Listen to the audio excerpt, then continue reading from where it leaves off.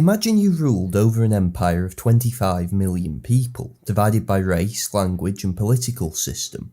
Against you stands a ruthlessly centralised nation of 40 million, united around an iron conscription law of a type you would never be able to implement in your own domains. How do you go about fighting this enemy? Is it even possible to fight him?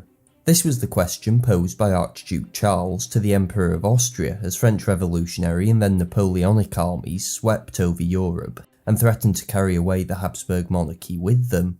The actual Austrian response, blundering, incompetent, but also brave and doggedly resistant to the extent nobody could have expected, was to set the course of the empire for the rest of its existence. To begin with though, when Vienna first heard rumblings of the events transpiring in Paris, the monarchy had problems elsewhere. The war against the Turks had been an expensive and costly failure. Austrian armies had finally conquered significant chunks of Serbia and ejected the Ottomans from the Danubian principalities, but it had taken too long, and now Prussia was on the verge of sweeping down into an undefended Bohemia. Belgium was in revolt and Austria had no troops to spare, whilst the Hungarians also seemed ready to rise at any moment. In Paul Schroeder's words, what saved Austria in early 1790 was the accession of one of the most shrewd and sensible monarchs to ever wear a crown, Joseph's brother Leopold. Leopold had spent most of his adult life in Tuscany, ruling as its Grand Duke. There he had passed a series of enlightened reforms, many of them similar to his brother's in Austria, though Leopold's had come with the additional benefit of not nearly tearing the country apart. From Italy, he had repeatedly warned Joseph that moving too quickly, without respect for the monarchy's historic traditions, was bound to fail. Now it was his job to save it from complete disintegration. To this end, Leopold was careful in his actions from the start. He chose to arrive in Vienna only after Joseph had died, so as to avoid any association with the previous regime. This was a harsh farewell, for Joseph had actually gifted Leopold an easier opening to his reign than may have been expected, repealing most of his edicts on his deathbed, save for the abolition of serfdom and decree of tolerance. This did not quell the troubles stirring in Hungary, the Tyrol or Bohemia, but it meant Leopold would not have to begin his rule by capitulating to every single demand. The most pressing task was to restore peace in Buda. If Prussia invaded, there was a genuine chance the Hungarians would coordinate the overthrow of the Habsburgs. Leopold responded by summoning the Hungarian Diet, long ignored by both Joseph and Maria Theresa. Through tedious negotiations that he handled skillfully, a compromise was eventually reached. Most of Joseph's centralising reforms were to be undone. Hungary would again be recognised as an independent country, with some minor modifications. Taxation would now have to be voted upon by the Diet, and Magyar was to be taught in schools. Serfdom was effectively reinstated in all but name. These were concessions, but not a complete capitulation. Leopold had shrewdly played the Magyars and their own large minority populations off each other in the negotiations, and shown he was not completely at their mercy. By mid-1790, Leopold had restored internal peace inside the core Habsburg monarchy without having to undo either Maria Theresa's reforms or even many of Joseph's more efficacious changes, such as those to administrative and judicial organisation. He could now look to foreign affairs. The immediate Austrian predicament was Prussia's obvious signals about a coming invasion of Bohemia, whilst Habsburg troops were concentrated against the Ottoman Empire. Leopold decided it was thus better to escape the Turkish war with whatever he could get so as to deter Prussia. In this he faced opposition from Kaunitz, still clinging to power. He argued making peace with the Turks just when Austria was finally winning the war would be humiliating. Instead, he proposed Austria should fight Prussia as well, by drawing Russia into the war. Leopold listened intently to Kaunitz, the way Joseph and Maria Theresa had done, and then ignored him. In the summer of 1790, he met Prussian delegates at the town of Reichenbach to negotiate a settlement. Frederick William, the Prussian king, eventually offered an ultimatum. The Austrians could either have war with him or settle for a status quo antebellum peace with Turkey. Leopold chose the latter. The Convention of Reichenbach, signed on the 27th of July, was by all official metrics a humiliation for Austria. A costly war with the Turks that was just starting to bear victorious fruit was abandoned for nothing but a few border fortresses. Prussia had, on paper, achieved a great success for her prestige. The reality, however, was that Leopold had extricated Austria from a potentially catastrophic strategic position with nothing but her pride dented. The Habsburgs really would have struggled to fund new administrations in acquired Turkish territories anyway, and Reichenbach agreed Austria could reconquer its much more valuable Belgian provinces, the revolt of which Prussia had until then been not so discreetly supporting. On the 22nd of September, an Austrian army freed up by the end of the war in the Balkans dispatched a rebel force at Valmain and retook the Low Countries. For the first time in nearly a decade, the Habsburg monarchy was at peace both internally and externally. It was not to last. Leopold had always genuinely sought peace, believing it was the best way of both stabilising his empire and growing it economically. He was unfortunate then to have inherited it at one of the most turbulent times in European history. The French Revolution, begun in 1789, was by 1791 spiralling out of control. France had, for more than 30 years, been Austria's key ally in Europe. 3 centuries of conflict and competition seemed to be behind them, but in Paris the Habsburg alliance was increasingly viewed with disdain. France, it seemed to many, had only ever lost in the Union. The one visible gain, Leopold's sister Marie Antoinette, was, as far as the Parisian mob were concerned, the equivalent of contracting herpes from an already abusive relationship. To begin with though, both sides engaged in a wary standoff. Leopold had little love for the French royalist émigrés that were fleeing the country, who either demanded obnoxious favours or tried to provoke an even more obnoxious war. Instead, the emperor's strategy was aimed at building a European alliance system to deter any French expansionism. This, he hoped, would see the revolution contained and eventually settle down along moderate constitutional lines. Only once, when he received a false report that the French royal family had successfully escaped the country, does he seem to have considered military intervention to restore Louis XVI to his former powers. To this end, he issued a circular at Padua on the 6th of July, asking other monarchs to join in demanding his sister's freedom. Then, on the 27th of August, he did what Joseph never could, and finally buried the hatchet with Prussia, making a joint declaration with Frederick William from Pillnitz. In itself, the declaration was quite conservative with its wording, but it was the first step in Leopold's hope of a European alliance system to contain France. Although the emperor still sought to avoid war, from November 1791, both Paris and Vienna spiralled inexorably towards it.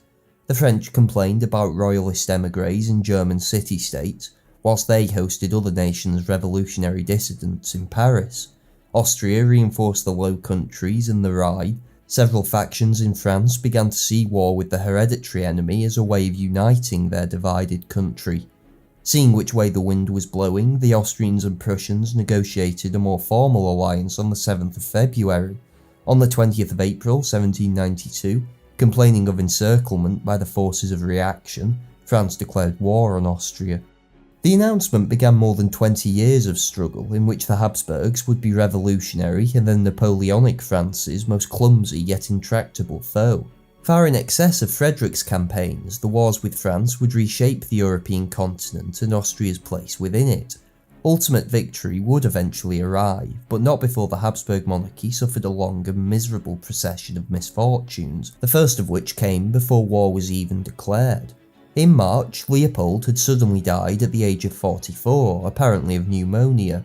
He had ruled the Habsburg monarchy for less than 2 years, yet in that short time he had dealt with its most pressing internal problems, restored her as a great power, and taken the lead in countering revolutionary France. He would not have prevented war had he lived. He would probably not have prevented France's extraordinary military successes. He would, however, have been a far more worthy opponent of the revolution and Napoleon. For Austria, it was, without exaggeration, one of the greatest losses the monarchy ever suffered. The fate of the empire, had Leopold been given another decade or two at the helm, would have been very different. His successor was his 24-year-old son, Francis. Despite more than 40 years on the throne, his reign has produced none of the interest that surrounds his 3 colourful and dynamic predecessors.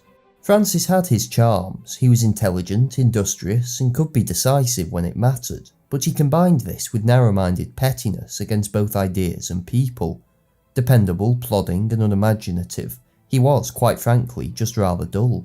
Although he had been raised in Tuscany under the enlightened rule of his father, as monarch he would abandon the notions of Joseph and Leopold in reaction to the revolution. Francis would have been an adequate if unremarkable monarch in peacetime. Like his father, it was his misfortune to inherit in a moment of existential peril for the monarchy instead. In March 1792, however, the situation did not seem so desperate. Francis was easily confirmed as Holy Roman Emperor, the rest of the Habsburg monarchy united behind him with little fuss, and the Prussian alliance held, though it took until June for them to also declare war on France.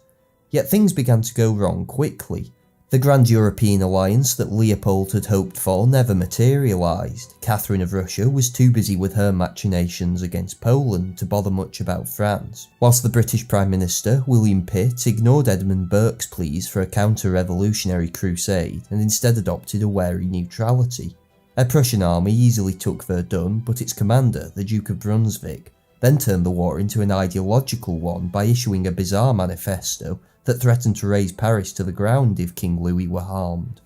Already re-energised by the proclamation of a republic on the 10th of August, and now suitably galvanised by Brunswick, the Army of Lawyers, as the French were contemptuously dubbed, beat back the Prussians at the Battle of Valmy. Austria fared little better, losing at Jemappes in November and opening the way for the conquest of Belgium. The initial attempts to defeat France had ended in debacle. Prussia had to share the blame as much as Austria. Both powers coordinated the assault badly, still suspicious of each other's motives and struggling to really define any concrete war goals. Ironically though, defeat finally brought about something resembling the European coalition Leopold had hoped would prevent war in the first place. Brunswick's note and the subsequent French military successes combined to lose King Louis his head in January 1793. The regicide revolted all of Europe and genuinely shocked Francis. In the following months, Spain, Portugal and several Italian states entered into the struggle.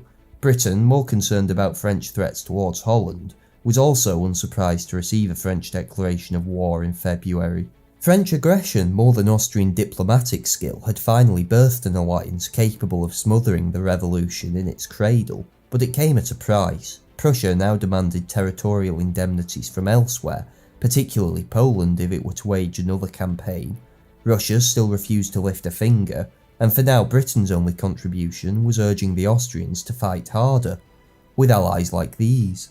Kaunitz had finally retired soon after Francis's accession, but in his last major intervention suggested, perhaps wisely, that Austria should try to escape the war as honourably as possible, rather than continuing to fight it. For a final time he was ignored. Nonetheless, for a brief moment victory seemed possible. In March, an Austrian attempt to recover Belgium met with almost total success at the Battle of Neerwinden. With a royalist uprising in the Vendée and a revolt at the great naval base of Toulon later in the year, it genuinely seemed as if the revolution would soon be overturned. Yet the initiative once again slipped away from the Allies. The Austrian commander, the Prince of Coburg, declined to march on Paris in the wake of his victory in Belgium. Like most in Vienna, he was sceptical about the utility of restoring the Bourbons by force. Instead, Coburg was more interested in securing territorial gains. The strategy inevitably gave France, now mobilising for an all-out revolutionary struggle, time to recover. Toulon was recaptured by a young artillery officer named Napoleon Bonaparte soon after. The Vendée revolt stagnated, and in the north Anglo-Austrian forces were put back on the defensive. It was only at this point, a year after Louis XVI had been executed, that the Habsburgs began to understand what they were dealing with. Until now, they'd been fighting the war as if it were another 18th century spat over Silesia with Frederick, expecting that the revolution would eventually be overturned from the inside. Now, Vienna began to fear that unless it was destroyed quickly and by force, it would never be destroyed at all. It was a realisation that came too late. The French Revolutionary War machine clicked into gear in 1793, recruiting and organising masses of men that Austria could never hope to match. The next year, in June 1794, they defeated a Habsburg army at Fleurus and overran the Austrian Netherlands for good. The Prussians, already lax in their support anyway, finally dropped out of the war completely. Tuscany and Spain soon followed. Holland and the left bank of the Rhine fell to the advancing French tide as well, British armies evacuated across the Channel, Austrian ones fell back into Germany. Should the Habsburgs now also abandon ship? That was the question Emperor Francis had to ponder in 1795.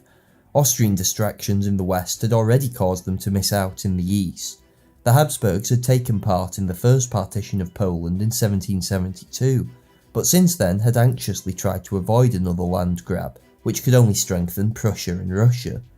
Leopold in particular had been in favour of promoting a series of enlightened reforms in the country, making it once more a viable state. But Austria's preoccupation with France had given an opening once more for its two rivals in the region. In 1793, Berlin and Petersburg again partitioned the country, ignoring Austria completely. It was clear the war with France was distracting Vienna from its other commitments, but the new foreign minister, Turgot, decided against any serious peace proposals. A highly competent and efficient civil servant, he was devoted to the idea of counter-revolutionary struggle against France, but also understood there were practical reasons for continuing the war. The Austrian treasury, as usual, was bare, and Vienna's hopes were placed on floating a huge war loan backed by Britain, hopefully to be repaid through the spoils of victory.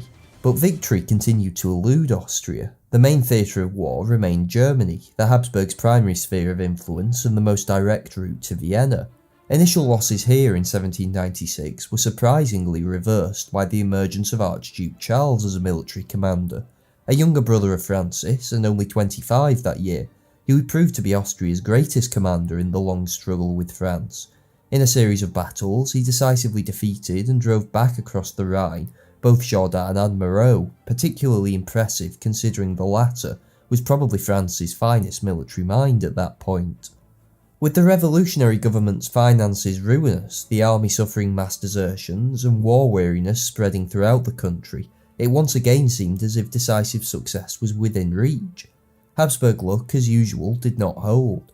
In Italy, a newly promoted General Bonaparte turned an until then irrelevant theatre of war into his adopted country's salvation, smashing Austrian forces in the field, knocking Piedmont out of the conflict, and eventually forcing a Habsburg retreat across the Alps.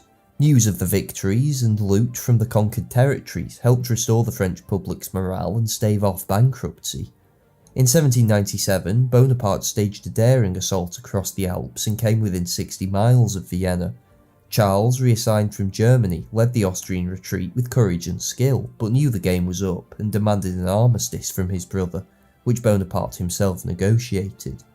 6 months of diplomatic wrangling followed, eventually concluding with the Treaty of Campo Formio. France was to take the left bank of the Rhine, most of northern Italy, including the rich province of Lombardy.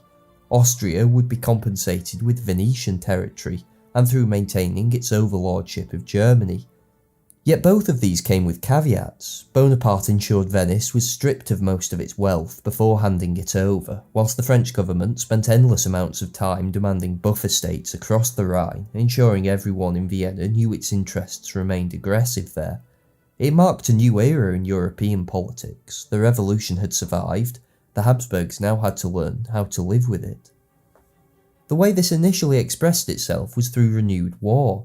Campo Formio was considered acceptable by many in Vienna. The heavy Austrian losses in the war meant she had gotten off lightly. But the terms were soon threatened by France. In Italy, Bonaparte turned his new Cisalpine Republic, whose independence had been guaranteed by the treaty, into an open French satellite. French control over Switzerland was also consolidated, threatening Austria in southern Germany, Italy and its core territories. Over a year, the slide to war became inevitable once more. On his way to campaign in Egypt, Bonaparte had attacked the Knights of Malta, infuriating the new Russian Tsar Paul, who viewed himself as a protector of small states, and finally made the Great Eastern Bear amenable to a coalition against France. With Bonaparte's army trapped in Egypt after a crushing naval defeat at the Nile, the time now seemed ripe to form a new front against France. Again though, the usual problems persisted. Prussia refused to abandon its profitable neutrality, relations with Britain remained sour over finances, whilst much of the Austrian military establishment moaned the army was not yet ready for another clash with France. Yet the mirage of victory once more appeared in front of the Habsburgs. The new alliance with Russia produced a remarkable string of military victories under Alexander Suvorov. He'd been named commander of the combined Austro-Russian army in Italy by Francis, mainly to flatter the Tsar, and all of his staff, support services, and over half of his men were Austrian. Nonetheless, by mid-August, 2 French armies had been virtually destroyed and a third was bottled up in Genoa. Almost all of Italy had been retaken, and France once again seemed open to invasion. Again, though, victory was not to be had. The rout of a Russian army in Switzerland increased further already high tensions between Petersburg and the rest of the coalition. Paul, always schizophrenic in his policies, now took Russia out of the war altogether. In France, the miserable Directory that had ruled for 4 years was overthrown by Bonaparte, after he'd abandoned his army in Egypt to seize power in a military coup. Yet Austria continued to risk war, even though she was now once more fighting alone, with British aid remaining limited. If they could hold Italy and maintain a grip on Germany, they would still end the war in a better position than when they had begun it. But in mid-1800, Bonaparte crossed the Alps and defeated the Austrians at the Battle of Marengo. This was not actually the decisive battle of the war, though Bonaparte subsequently made it out to have been. If he had lost, which he very nearly did, it would not have saved Austria. 6 months later, General Moreau won the more decisive victory at Hohenlinden, which left the French almost within sight of Vienna. The Treaty of Lunéville, signed in 1801, changed Campo Formio little, but marked a clear end to the revolutionary part of the wars for Austria. Future conflicts were to have less of an ideological bend to them, and focus more on territorial and balance of power concerns. A decade of war had produced little result for the Habsburgs. They had lost Belgium, the left bank of the Rhine, most of Italy, and seen their authority in Germany fatally weakened. The French Revolution had, at least in Western Europe, triumphed, soon to be consolidated by Bonaparte. Yet all was not completely bleak. If the Habsburgs' grip on European affairs had decayed, in the hereditary lands, internal strife finally seemed to have come to an end. All were prepared to contribute to the war effort, and there was never any serious inkling of the revolution spreading into Austria itself. But in 1801, more than a decade of struggle still lay ahead for the Habsburgs, and there was no guarantee the dynasty would emerge intact.